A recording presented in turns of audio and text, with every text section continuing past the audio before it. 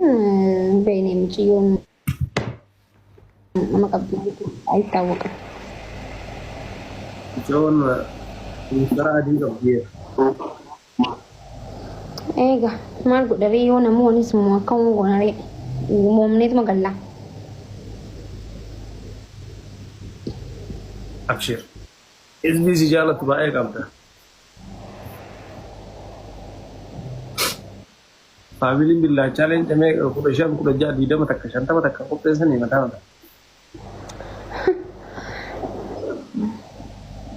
تلد والله को पेसो मने ده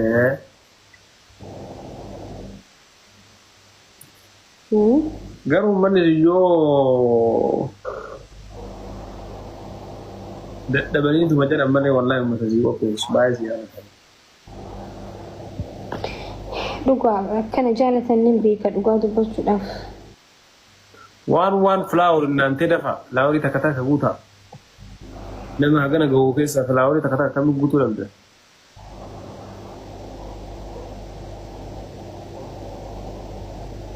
wal challenge fatamnar res al nawas la hormon gurra bicha jette banatte sirbiti metti redi thana ora bani harge ende to nogi I come to matoshi so izo emne kumari bakabate nante wanu andara to thank you aba no shanta for 5 flower nante no shanta thank you guys let's go one wayne mal ka bayo butan me ani den jala wanan bitaf inshallah jari ما شاء الله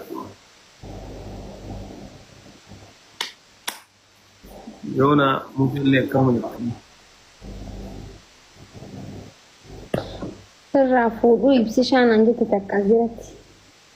هايلاندي كرششاني سيثارتي بشان هايلاندي كرششاني المسوق الرأي ديماني فلتا بتقام كونه متاسبت انديت متاسبينو مال توا akatti qabnu beena beekanii akka asii yoo ofiif miliqanis ga'a. ada kali jira kesan zera tergangga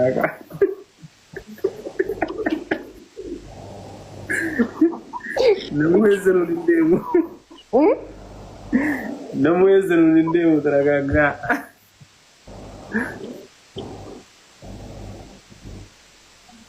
زرع الجنان ما فيه تسداد كستاوا أنون سداد دي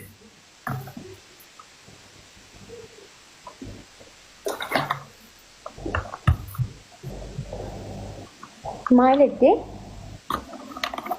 أراو مان جنة lagi أمار كنا رومان سا guys tap copy link mali fingo numusa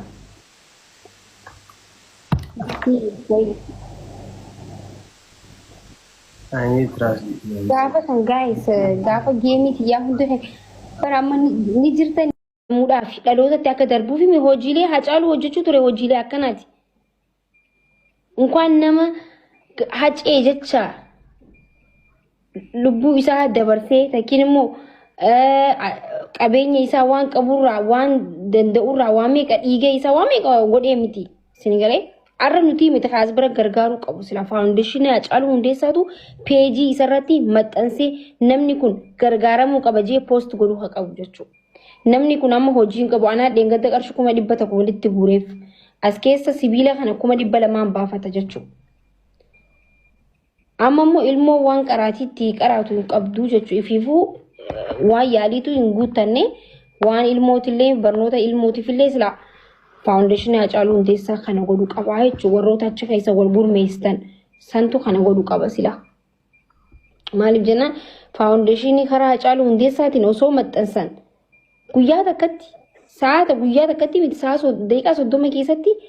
akka ilmoon isaa barnootaa miti waan bareedarra geessu hin beena waan ta'eef jechuudha. Hawaasni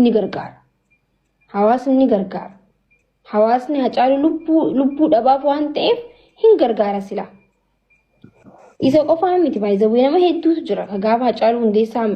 miila dhabe ijoollee xiqqoo kiraanchiidhaan deemtu meeqaatu jira jechuudha. Oromoon nama haqaa fi nama gootaa fi nama ta'eef osoo hin ta'in gargaartu nama fakkeessuu gargaarti. Dhugaan isinitti himu. Nama sabaa dubbatee dabree fi nagarre nama sabaa wareegamee bika gaarii jiru nagarre nama hayyee laallattuu fi nama fakkeessaa duraanuu fakkeessaa sagalee ajaaluun jeebar fakkeessitu matanaatu bika qaba jee ajaaluu hundeessaatu jeebar namni fakkeessu bika qabdii fakkeessituun bika qabdii jeebar akkasii bar fakkeessituun bika qabdi namni fakkeessu sagaleen isaa hin dhagahama namni fakkeessu hin taraaf dhuga walii himnaa jechuudha. So amma wanti agoonu nutilleen dhaloota Hacaaluu Hundeessaa waan taaneef mucayyoo xiqqishoota mana barnootaa yoo galchine maal isinitti fakkaata meeqa nuti jechuun waan dandeessan uummataa gargaaruudhaaf dhalootatti akka darbuuf hojiilee Hacaaluu hojjechuu ture hojiilee akkanaati. Inkaan nama hacee jecha lubbuu isaa dabarsee takkiin immoo qabeenya isaa waan qaburraa waan danda'urraa waan meeqa dhiiga isaa waan meeqa godhee miti sinigalee arra nuti miti kaas bira gargaaruu qabu sila faawundeeshinii Hacaaluu Hundeessaatu peejii isarratti maxxansee namni kun gargaaramuu qaba jee poost godhuu haa qabu jechuudha. Namni kun amma hojiin qabu anaa dheengadda qarshii 100 walitti guureef as keessa sibiila kana 200 baafata jechuudha. Amma immoo ilmoo waan qaraatiitti qaraatu hin qabdu jechuudha ifiifuu waan yaaliitu hin guuttanne waan ilmootillee barnoota ilmootifillee sila faawundeeshinii Hacaaluu Hundeessaa kana godhu qaba jechuudha warroota achi keessa wal gurmeessan santu kana godhu qaba sila. Maaliif jennaan faawundeeshinii karaa Hacaaluu Hundeessaatiin osoo maxxansan guyyaa takkatti sa'aata guyyaa takkatti miti daqiiqaa 30 keessatti akka ilmoon isaa barnootaa miti waan bareedarra geessu hin beena waan ta'eef jechuudha. Hawaasni ni gargaara. Hawaasni ni gargaara. Hawaasni Hacaaluu lubbuu dhabaaf waan ta'eef hin gargaara sila. Isa qofaa miti baay'ee nama hedduutu jira. Gaafa Hacaaluu Hundeessaa miila dhabee ijoollee xiqqoo kiraanchiidhaan deemtu meeqaatu jira jechuudha. Oromoon nama haqaa fi nama gootaa fi nama ta'eef osoo hin ta'in gargaartu nama fakkeessuu gargaarti. Dhugaan isinitti himu. Nama sabaa dubbatee dabree fi nagarre nama sabaa wareegamee bika gaarii jiru nagarre nama hayyee laallattuu fi nama fakkeessaa duraanuu fakkeessaa sagalee ajaaluun jeebar fakkeessitu matanaatu bika qaba jee Hacaaluu Hundeessaatu jeebar namni fakkeessu bika qabdii fakkeessituun bika qabdii jeebar akkasii bar fakkeessituun bika qabdi namni fakkeessu sagaleen isaa hin dhagahama namni fakkeessu hin taraaf dhuga walii himnaa jechuudha. So amma wanti agoonu nutilleen dhaloota Hacaaluu Hundeessaa waan taaneef mucayyoo xiqqishoota mana barnootaa yoo galchine maal isinitti fakkaata meeqa nuti jechuun waan dandeessan uummataa akkuma hirreettanii dhaabbattaniif maal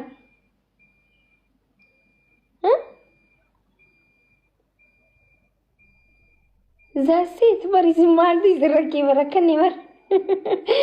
wallahi ummata kana waliin rakkanne bar wallahi laazim qoy maaltu akkan isin rakkisa faamilii dachii nuukan nu deemtan mana nuukan nu deemtan rakkattan yoo dubbanne dubbii teenya irratti lolaa kaa yoo callisne callisuu keenya irra lolaa kaa rakkanne bar